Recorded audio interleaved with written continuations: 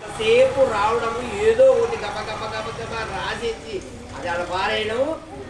Phone, mummy phone, daddy phone. ఎందుకంటే mummy కాడ ఒక స్మార్ట్ ఫోన్ ఉంది, డాడీ కాడ ఒక స్మార్ట్ ఫోన్, ఇద్దరి కాడ నెట్ ఉంది. మన రిలయన్స్ పుణ్యమా అని అందరం బాగా సారాయికి అలవాటు పడిపోయినాం. ఇప్పుడు నెట్ ఫోన్ లేకుంటే ఒక్క సెకండ్ కూడా ఉండదు. మరి మనమంతా ఇంత కష్టపడి పని చేసేది దేనికోసం చేస్తున్నాము చెప్పండి మీరే? దేనికోసం చేస్తున్నాము? అమ్మా నాన్నగా మనం ఇంత కష్టపడి పిల్లల అభివృద్ధి కోసమే కదా. మరి మనం ఎవరిని అడగాలి? పిల్లల గురించి అడగాలి కదా. వాడు ఇంటికి వస్తాడు కదా, ఏం రా ఈరోజు మేడం గారు వచ్చారా, సార్ గారు వచ్చారా? వచ్చారు మేడం, వచ్చారు. ఏం చెప్పి ఉండేది నాలుగే 4 అంశాలు. ఇంగ్లీష్ ఉంది, మ్యాథ్స్ ఉంది, ఈవీఎస్ ఉంది, తెలుగు ఉంది. ఈరోజు ఏం చెప్పినారు? మా సార్ ఏం చెప్పలా మేడం, మా సారు ఏం చెప్పలా ఈరోజు. అవునా, సరే సార్ మీ సార్ నెంబర్ పోంది. ఏం చెప్పలేదంట కదా సార్ మా పిల్లలకి ఇవ్వద్దు. అవునమ్మా, ఈరోజు పరీక్ష వల్ల నేనేం చెప్పలేకపోయినాను, లేదు పేపర్లు దిద్దుకుంటానేమ్మా, ఈరోజు ఏం చెప్పలేకపోయినాను. అయిపోయా. వాడు భయపడతాడు. మాకు పేరెంట్స్ నుంచి మనకు అనేది కమ్యూనికేషన్ ఉంది. పేరెంట్ రెస్పాండ్ అవుతాడు, పేరెంట్స్ వాళ్ళ పిల్లల్ని పట్టించుకుంటున్నారు. మనం కూడా జాగ్రత్తగా ఉండాలి అనే విషయాలు, ఆ విషయాలు మనకు బాగా బోధపడతాయి అన్నమాట. అట్లా మీకు ఇట్లా మాకు ఇప్పుడే మీ పాఠశాలకి రావాల్సిన అవసరం లే. 10 నిమిషాలు సాయంత్రం మన పనులు ఒత్తిడితో ఎంతో కష్టపడి ఇంటికి వస్తాం. అందరం పనులు చేసుకునే వాళ్ళు. ఇక్కడ ఎవరు ఉద్యోగస్తులు నాకు తెలిసి ఒక్కరేమో ఉన్నారు, మిగతా అందరూ దాదాపు పని చేసేవాళ్ళే.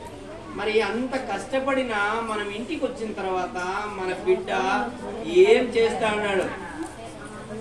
రాసుకుంటాడా లేదా? ఎట్లా రాస్తాడు? ఏంది? 10 నిమిషాలు ఖచ్చితంగా మాట్లాడకపోతే భవిష్యత్తులో ఆ బిడ్డ నీ చేతికి నా చేతికి దొరకడు. ఈ వయసులో కొంచెం చెడు అలవాట్లకు దగ్గర అవుతారు పిల్లలు. ఇంట్లో అట్మాస్ఫియర్ ఉంటుంది. ఇంట్లో పేరెంట్స్, అబ్బగారు ఎవరో ఒకరు స్మోక్ చేస్తూ ఉంటారు, సారాయి తాగుతూ ఉంటారు. వాళ్ళు ఇది ఏందో అనుకుంటారు. వాళ్ళకి అస్సలు ఈ వయసు ఎట్లుంటుందంటే అన్నీ నేర్చుకోవాలని ఉంటుంది. మనం ఏం చేస్తున్నామో ప్రతి విషయం వాళ్ళు చేయాలని చూస్తూ ఉంటారు. కాబట్టి దయచేసి ఇట్లాంటప్పుడు కానీ దురలవాట్లకు, బ్యాడ్ హ్యాబిట్స్కి వాడు లోన్ అయినాడా, పాప లోన్ అయిందా, మనల్ని ఎవరి నుంచి కాదు, మనల్ని దాని నుంచి బయటికి తీసుకొచ్చేది. ఏమన్నా అంతకు మించి ఒత్తిడి చేస్తే చెప్పా పెట్టకుండా వెళ్ళిపోతా ఉండరు. మనం రోజు మార్చి రోజు చూస్తున్నాం. ఎంత సంతోష్, రోజు మార్చి రోజు ఎన్నో విషయాలు చూస్తున్నాం. ఎంత చిన్న పిల్లలు ఎంత చేయరాని పనులు చేస్తున్నారు. ఏమంటే క్రమశిక్షణ క్రమశిక్షణతో లోపించడం వల్ల ఇవన్నీ దిగజారిపోతాడు. వీలైనంత వదులు కథల పుస్తకాలు, టీవీలో నోట్బుక్లో, మనకు టీవీలో ఎన్నో రకాల ప్రోగ్రామ్స్ వస్తుండే.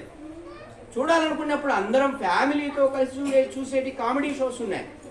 మనమేమో ఎక్కువ మంది పనికంతా పోయొచ్చి సీరియల్ సాయంత్రం 7 నుంచి రాత్రి 11 వరకు మనం సీరియల్ చూస్తుంటాము.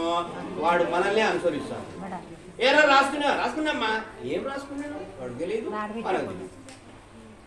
సో సంవత్సరానికి ఒక్కరోజు ఉన్నటువంటి ఈ కార్యక్రమాన్ని ఇప్పుడుండే ప్రభుత్వం ఎంతో ముందు చూపుతో 2 సార్లు కానీ చేస్తే ఇంకా ఉండే గ్యాపులన్నీ పూడ్చుకోవచ్చు అనే ఉద్దేశంతో ఇంత ప్రోగ్రామ్ మనకు డిజైన్ చేయడము జరిగింది. కాబట్టి ఈ కార్యక్రమానికి వచ్చినందుకు మీ అందరికీ మరొకసారి ధన్యవాదాలు విరమించుకుంటున్నాను.